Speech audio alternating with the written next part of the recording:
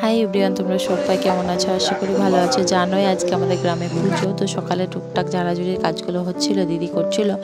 তারপরে আমরা দুই বোনে স্নান করে নিয়েছি, তার মাঝে কিন্তু অনেকটা সময় চলে গেছে। তো এখন মুড়ি খাওয়ার জন্য আম আর শশা কেটে নিয়েছি, আর চপ কিনে নিয়ে আসা হয়েছে, কারণ আজকে না আর মুড়ি খাওয়ার তরকারি বানানো হয়নি।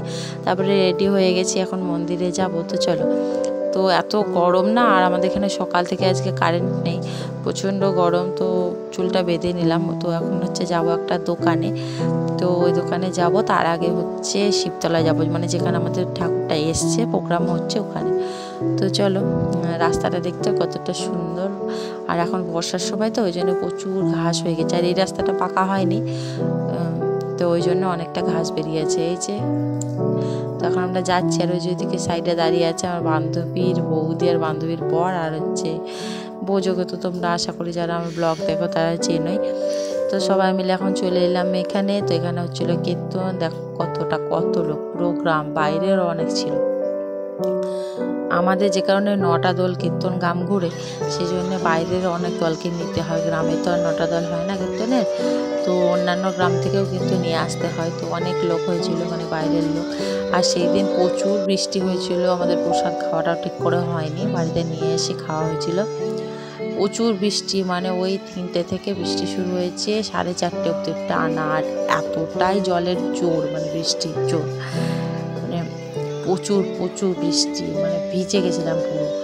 তো যাই হোক, কেন এরম হয়েছে জানি না, কোনো বাড়ি এরম হয় না, খাওয়া দাওয়ার পর হয়। এবার কিন্তু এরকম একটা গন্ডগোল হয়ে গেছে, তো কেন জানি না। আর সবাই বলছিল, আমরা তো যাওয়া হয়নি, আমরা হচ্ছে যেদিন প্রসাদ দেয় সেই দিন গেছিলাম। তার আগে কিন্তু আমাদের আগের দিন যাওয়া হয়নি। তো তার আগের দিন থেকে নাকি বলছে মেয়েটা খুব ভালো কীর্তন করেছে। তো যাই হোক, বাড়ি থেকে শুনতে পাচ্ছিলাম, ভালোই হয়েছে মোটামুটি। তো তোমাদের কাদের গ্রামে এরকম একটা অনুষ্ঠান হয় জানিও। আমাদের কিন্তু এটা বারোয়ারি পুজো, এই পুজোটা কিন্তু প্রত্যেকবার দিতে হয়।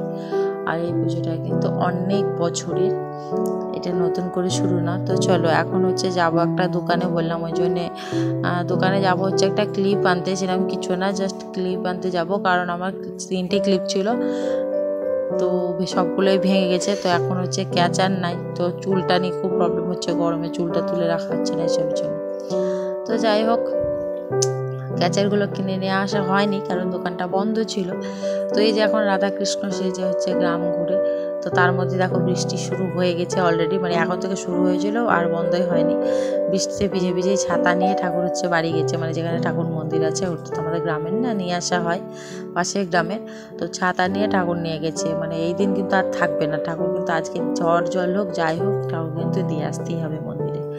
তো যাই হোক, খাওয়া দাওয়া হয়ে গেছে। ওই ক্লিপগুলো তোমাদের দেখানো হয়নি, বললাম যে এত বৃষ্টি কি বলবো, বাড়িতে পুরো জল জমে গেছে দেখো। আর আমি তখন বাড়িতে ছিলাম না, মন্দিরে ছিলাম। তো ভিজতে এসছি, বাটি নিয়ে গেছি, প্রসাদ নিয়ে এসছি, ওই করতে করতে না পুরোটা প্রায় ভিজে যাওয়ার মতো।